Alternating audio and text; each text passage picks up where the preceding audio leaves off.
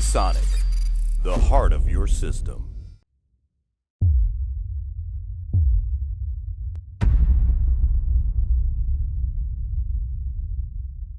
I'm Leo Walder for Kit Guru. When I reviewed the Phanteks Evolve X here in Anthracite Grey, I was impressed. It's an expensive case. At the moment it costs about £180. You can pack an awful lot of hardware inside. You have many options. You can, for example, put dual systems inside. It's got glass on both sides. It has integrated RGB lighting that's really nifty. And it's got these aluminium panels. It looks good. There's a lot to like about Evolve X, but it's also clear it could easily be overkill for the average enthusiast who just wants to build a decent PC. And then Phanteks showed us the Eclipse P600S, which I have in Glacier White. Significantly cheaper at £135. There's also a black version that has an insulated panel, no glass, for £128, which goes to show that glass doesn't have to be that expensive. The thing with these two cases, the Evolve X and the P600S, it is not immediately apparent they actually share the same core chassis, but they do. What we're talking about here is a difference in price, obviously, features, and also the aesthetic. Fundamentally, do you want these steel panels with insulation and also some very clever air filtration, or do you like the aluminium look? You're looking at the Eclipse P600S in the default silent mode. That's with the front and top panels closed. Remove those panels and suddenly you're in high performance mode. And that is showing you the innovative fabric air filtration system that Phanteks has been showing us about the past 18 months at various shows. The idea there is that the fabric catches dust, and then to clean those air filters, you simply vacuum clean them or possibly wash them to get rid of the dust. I really like it. Those fabric filters are backed up with a conventional plastic filter. It's a double protection system, very neat. The case is supplied with 3 Phanteks 140mm fans, and regardless of whether you go for the P600S or the Evolve X, your options for cooling are absolutely huge. Perhaps the only limitation is you can't install an E-ATX board, or not one anyway, over 280mm wide, so not a full E-ATX. In terms of cooling, you can put a 360mm rad in the front, a 360mm rad in the roof, or a 420 rad in the front, or a 280mm rad in the roof. It is quite clear the Evolve X has aluminium panels that have a completely different aesthetic to the P600S. It is less apparent the Evolve X has built-in RGB, both in the power supply cover and also in the front panel, and you can easily daisy chain together the Phanteks halos, fan rings, to give you a full RGB system, as we did with our build when we reviewed the Evolve X. By contrast, no RGB in the P600S. Around the back there's also more to see with the Evolve X than there is with the P600S. The Evolve X has a glass panel on both sides, which immediately means you have to worry about cable management and covering up the mess. Phanteks' answer is to use these stealth doors. Now, with the door open, the glass door open, the case is quite unbalanced because the glass weighs a lot. Lift it away and you can see the 2 stealth doors. Open the plastic catches and there you go, all the mess is suddenly revealed. These hook and loop straps we liked a great deal with the Evolve X, and so too with the fan hub. Those features are carried over with the P600S. As you can see, they are the same core chassis. These 2.5-inch sleds are installed on the P600S. You will see they can be easily transferred over to the Evolve X. The same core chassis with the same nifty features. However, here we don't have the second glass panel, and therefore we don't need the stealth doors, because that does the job for you very neatly.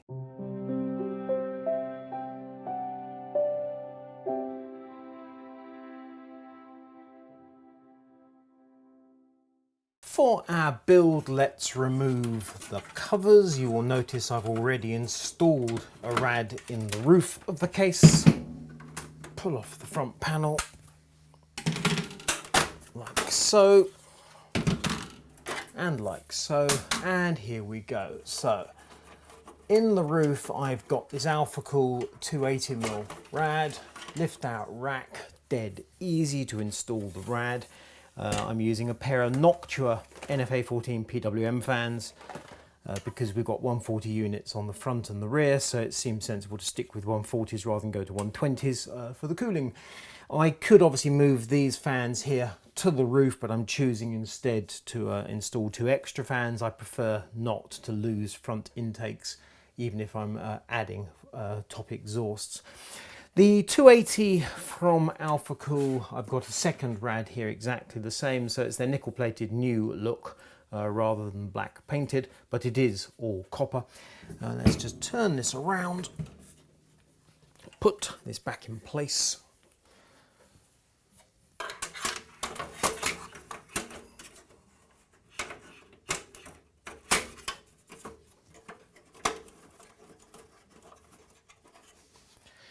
Now then, 280 rad, and I could install a second rad in the front. I could install a long one that drops all the way down, or I could install another 280 like thus.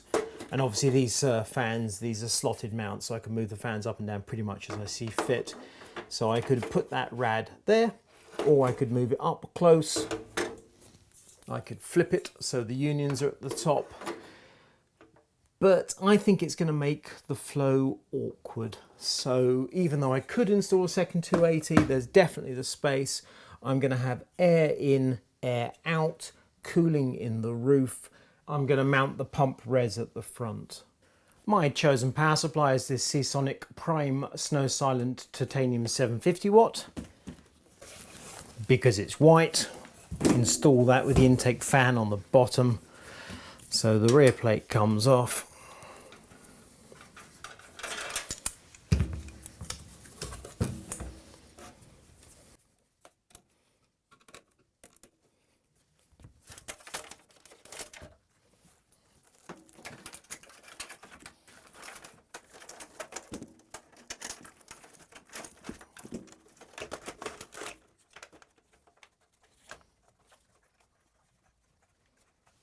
Nice and easy. The motherboard is an Asus ROG Maximus 11 Formula, which is a Z390 board with water cooling on the VRMs. We have a Core i9-9700K Intel Confidential part, if you can read that, because it was my original review processor. SSD from Intel, SSD 7. Let's put that into place.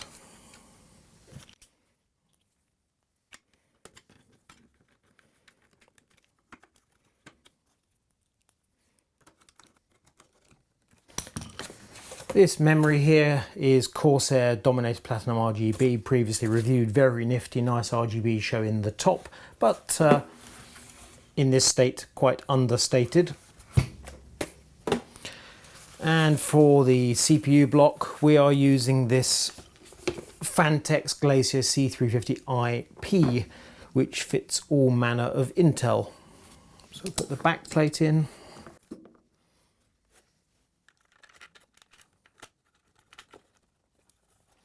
In the usual styly.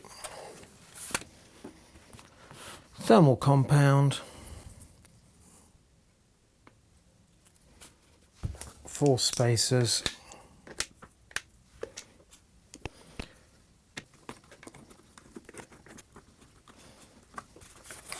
There we go, motherboard assembly. Loads of money. Install the motherboard assembly, integrated I/O shield. So no need to put that in first.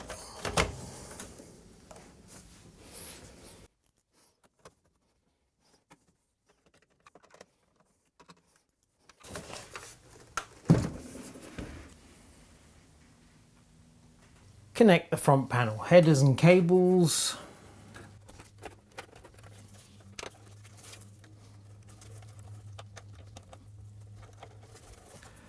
Fan hub to the CPU connector. And then the power supply.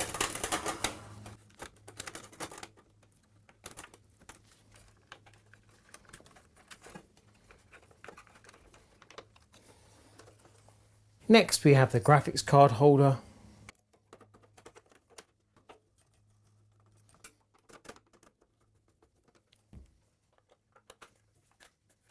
And then we're ready to install our RTX 2080 graphics card, which is clad in a Phanteks Glacier block.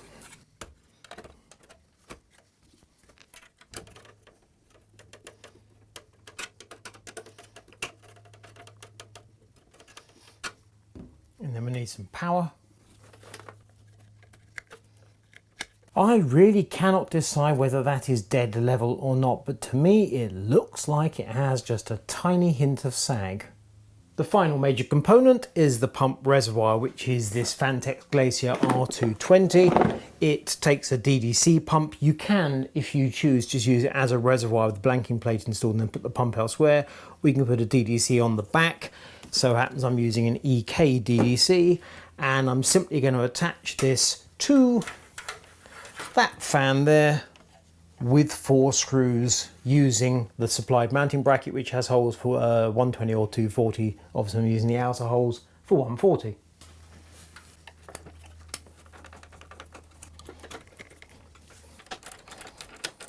I generally favour a D5 pump, however the DDC is significantly smaller and it can be powered by a simple PWM header, which is a distinct bonus. So I'm going to find a header down there and just connect up the pump.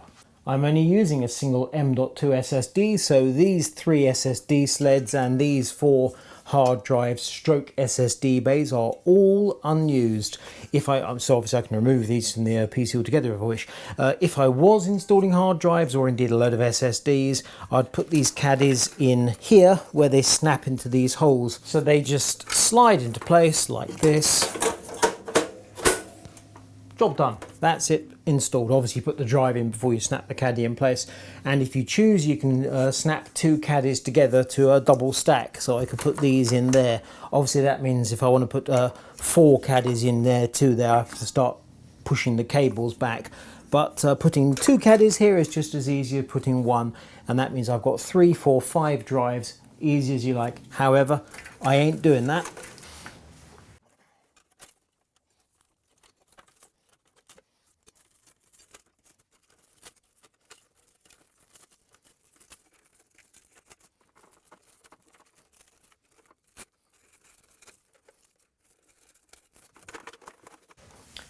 Difficult, huh?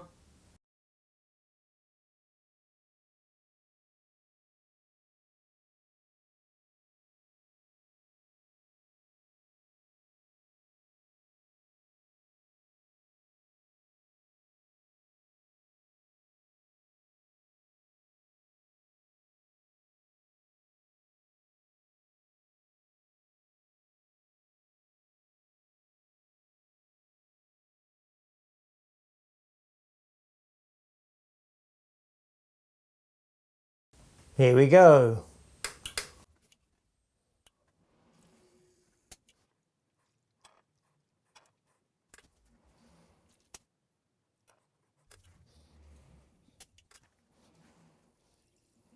That's the build finished, and to my mind it looks perfectly decent. Not, if I'm entirely frank, brilliant, but perfectly decent. The list of components running from the top. Processor is Intel Core i9-9900K. Motherboard is an Asus ROG Maximus 11 Formula. That is a hugely expensive £400 Z390 board which has water cooling on the VRMs. It's obviously a full custom loop cooling system. Memory 32GB Corsair Dominator Platinum RGB. That's DDR4 3200 MHz. That's got their Capellix lighting and very neat it looks too. And I know I said I wasn't going to have RGB lighting inside the system, so I've set it to white, which means it's not really RGB, is it? But it is illuminated, so that's on me. Graphics card is a GeForce RTX 2080 8GB Founders Edition, obviously wearing a block. Power supply, Seasonic Snow Silent Titanium 750 watt. Obviously I've picked the Snow Silent because it's white and that just fits the aesthetic.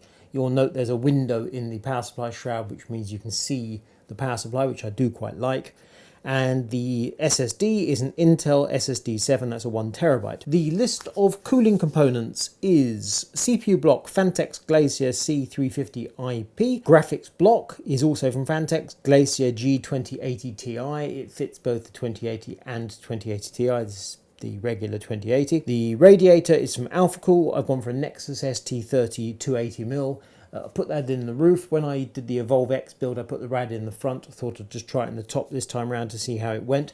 I did initially offer up a pair of radiators it didn't really seem to fit. It made the plumbing more complicated, and you'll note this is the new Alpha Cool Rad, which is the nickel plated job, so it's not their regular black look. Looks rather sleek, I think.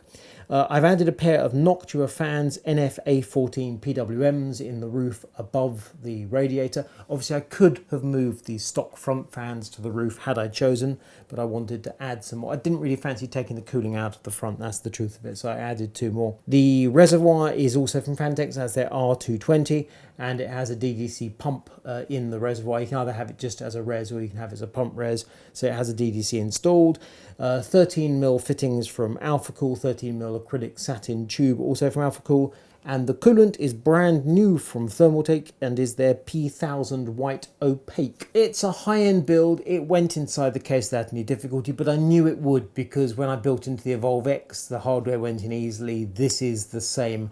I've also noted when I was looking back at my previous build with the Evolve X that the graphics card in the vertical mount, just as I've used here, which comes with the case, it basically has, well, it's sag. I don't know how else to put it. It's not dead level, and it's exactly the same here, so I'm not quite clear what that's about, but the mount attaches to the case, graphics card goes in it, and it's not level. I've left the case open in high performance mode because there's no force on the planet that's going to make me cover up the air intakes like this.